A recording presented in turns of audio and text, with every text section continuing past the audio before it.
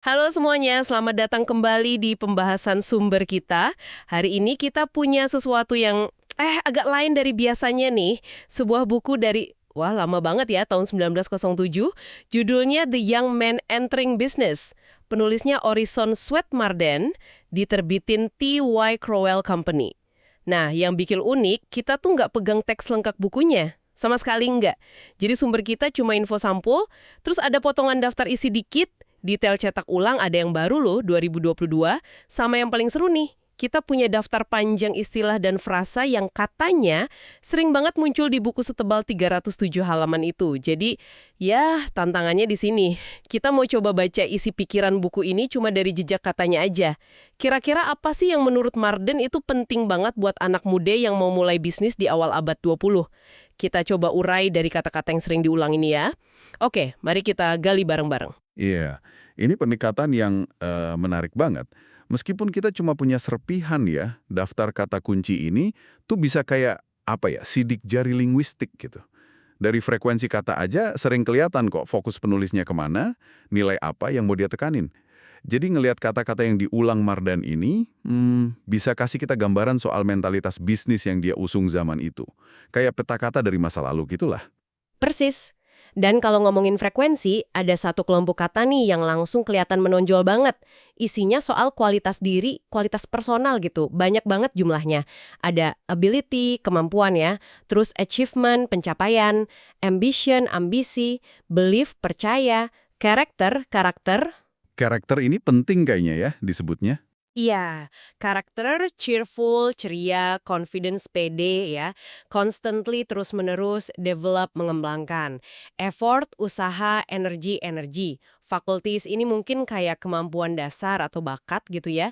Terus habit, kebiasaan, inspiration, inspirasi, mental, methods, metode, mind, pikiran. Banyak banget ya. Terus apa lagi tuh? Ada naturalness, kealamian, self-confidence, pede lagi, strength, kekuatan, succeed, berhasil, sukses, sukses, tact ini kayak bijaksana atau diplomatis gitu kali ya, talent, bakat, thought, pemikiran, sama positif. Wah, panjang listnya. Rentetan kata ini kan kayak negasin banget ya, fokusnya tuh ke dalam diri. Ke internal. Dan ini nyambung banget sama salah satu judul bab yang kita intip potongannya. Capital within your own power. Modal dalam kekuatan diri sendiri. Jadi kayaknya jelas banget nih arahnya Marden. Prioritasnya ke fondasi internal dulu. Betul-betul sekali. Frekuensi tinggi kata kayak karakter, effort, mind, confidence. Itu nunjukin dengan kuat banget kalau Marden itu menempatkan mentalitas sama atribut pribadi sebagai aset bisnis paling dasar. Ini nyambung banget sama etos self-made man yang lagi ngetren di era itu kan. Pesannya tuh kayak bilang, sebelum nyari modal duit atau koneksi, bangun dulu modal internal loh. Karakter kuat, semangat kerja, pikiran positif, kebiasaan baik. Itu dianggap mesin utamanya gitu. Iya sih, fokus ke individu ini kuat banget ya. Tapi, kalau dipikir-pikir, penekanan segede ini ke modal internal, apa nggak ada resikonya ya? Maksudnya, bikin pembaca muda zaman itu jadi agak, gimana ya, kurang aware sama faktor luar gitu. Faktor sistemik yang pasti ngaruh juga ke sukses kan? Kayak kondisi ekonomi, jaringan, atau ya keberuntungan aja gitu. Itu pertanyaan bagus banget. Kemungkinan besar sih, Marden nggak benar-benar ngabaikan faktor eksternal ya. Nanti kita lihat juga ada kata kunci soal peluang, lingkungan kerja. Tapi penekanan yang luar biasa pada apa yang bisa dikontrol sama individu, karakter, usaha, kebiasaan, itu mungkin cerminan semangat optimisme sama individualisme yang kuat banget di masanya. Bisa jadi juga ini strategi motivasi. Fokus aja sama apa yang bisa kamu ubah dari dirimu sendiri. Soalnya itu titik awal paling pasti buat maju. Tentu aja ya, kalau dari kacamata sekarang, kita mungkin lihatnya agak kurang lengkap gitu. Karena kurang nyorot pengaruh struktur sosial atau ekonomi secara jelas. Oke, masuk akal sih penjelasannya. Jadi setelah fondasi internalnya kuat nih, datanya juga nunjukin kalau Merden peduli banget sama gimana si pemuda ini bertindak di dunia luar. Gimana caranya navigasi lingkungan kerja. Ini kelihatan dari kelompok kata kunci berikutnya. Ada advertising, periklanan, career, karir, carry, melaksanakan gitu ya.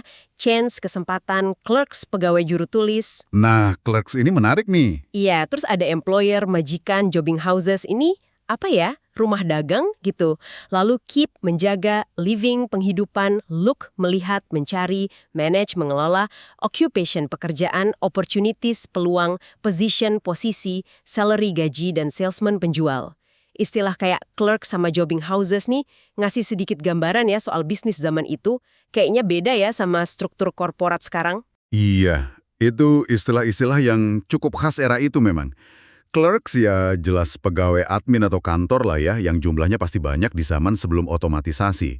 Kalau jobbing houses, zaman itu biasanya sih nunjuk ke perusahaan grosir atau distributor perantara gitu, yang beli barang banyak dari produsen, terus jual lagi ke toko retail.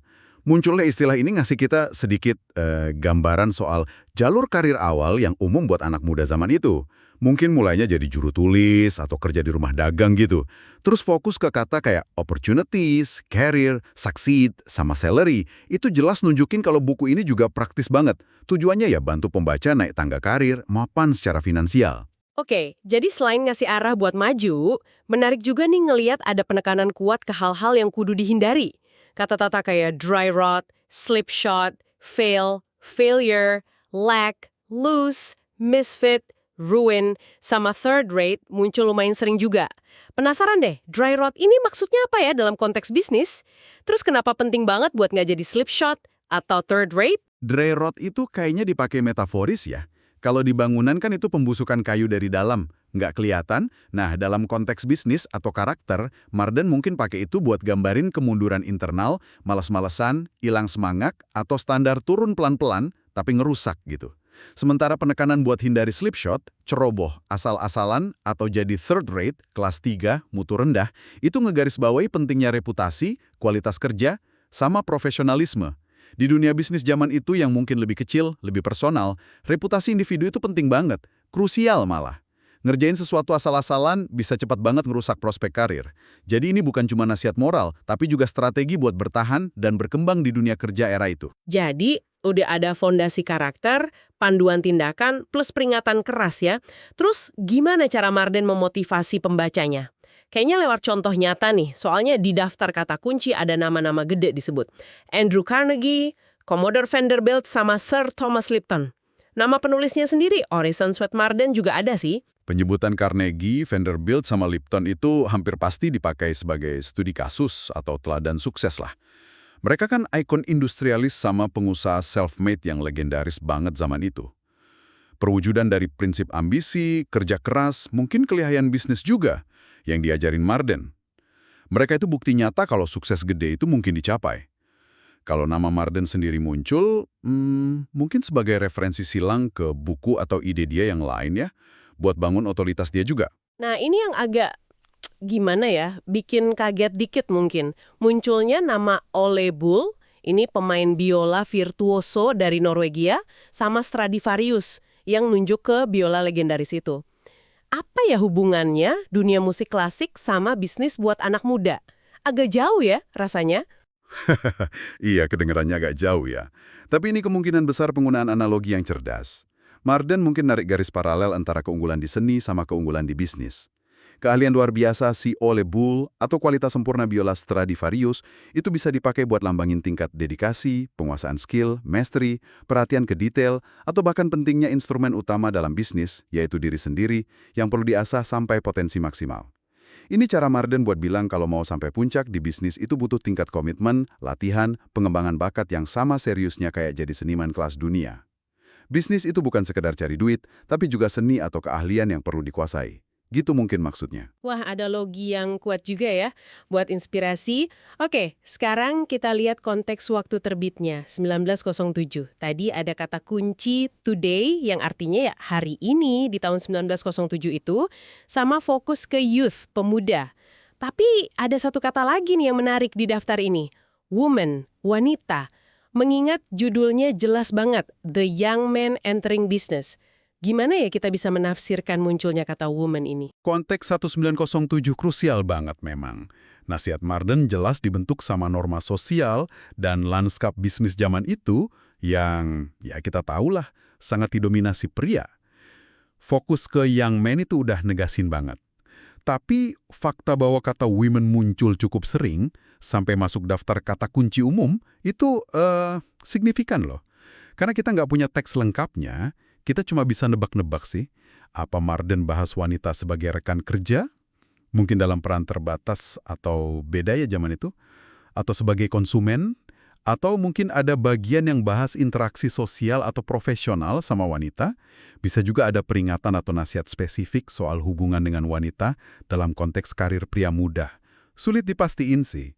Tapi kehadirannya nunjukin kalau topik ini dianggap cukup relevan dalam dunia pemuda yang masuk bisnis tahun 1907. Sampai perlu dibahas berulang kali sama Marden. Kasih lapisan pemahaman tambahan ya soal era itu. Jadi kalau kita coba rangkum semua petunjuk dari kata kunci ini, gimana ya kesimpulannya? Ya, kalau kita coba rangkai ya, The Young Man Entering Business ini kelihatannya semacam manual motivasi sekaligus panduan praktis yang akarnya kuat banget di etos individualisme awal abad ke-20. Pesan utamanya tuh bangun karakter sama mentalitas yang kuat sebagai modal utama karakter. Effort, mind, confidence, tadi tuh. Terus bertindak proaktif di dunia kerja, manfaatin peluang, opportunities, career, manage, hindari ceroboh dan gagal, slipshot, failure, third rate, terus contohlah para raksasa industri, Carnegie, Vanderbilt. Semuanya ini dibingkai buat audiens pemuda pria yang ambisius. Sebagian prinsip intinya, kayak pentingnya usaha, ambisi, karakter, mungkin masih relevan banget ya hari ini. Tapi banyak detail kontekstualnya, kayak jenis pekerjaan, clerks, jobbing houses, asumsi gender, dan mungkin beberapa nasihat spesifik lainnya jelas banget nandain ini sebagai produk zaman yang beda. Rangkuman yang bagus, jadi meskipun kita cuma kerja modal serpihan data ya, kayak detektif kata kunci gini, kita berhasil lah nyusun gambaran yang cukup nyambung soal pesan inti buku Orison Swett Marden dari 1907 ini. Fokus ke kekuatan internal, pentingnya tindakan terarah dan reputasi, penggunaan teladan, semua dalam bingkai sejarah yang spesifik. Tentu ini interpretasi kita ya berdasarkan data yang terbatas itu. Benar sekali. Dan mungkin sebagai penutup nih, ada baiknya kita bawa refleksi dari masa lalu ini ke masa kini. Mungkin sesuatu buat Anda renungkan juga. Gini, setelah dengar soal penekanan Marden di karakter, usaha keras, manfaatin peluang, pede, dan hindari kerja asal-asalan dari tahun 1907 tadi, coba deh Anda pikirkan, mana dari ide-ide dasar Marden ini yang menurut Anda masih jadi pilar yang gak tergantikan buat sukses dalam karir atau bisnis Anda sekarang? Sebaliknya, ada nggak di antara konsep-konsep ini atau cara penyampaiannya yang rasanya paling usang gitu? Paling nggak relevan lagi? Atau bahkan mungkin perlu kita lihat ulang secara kritis biar pas sama realitas dunia kerja modern yang kompleks dan jauh beda dari zaman Marden. Ini bisa jadi bahan renungan menarik sih, tentang apa yang abadi dan apa yang berubah dalam nasihat sukses dari waktu ke waktu.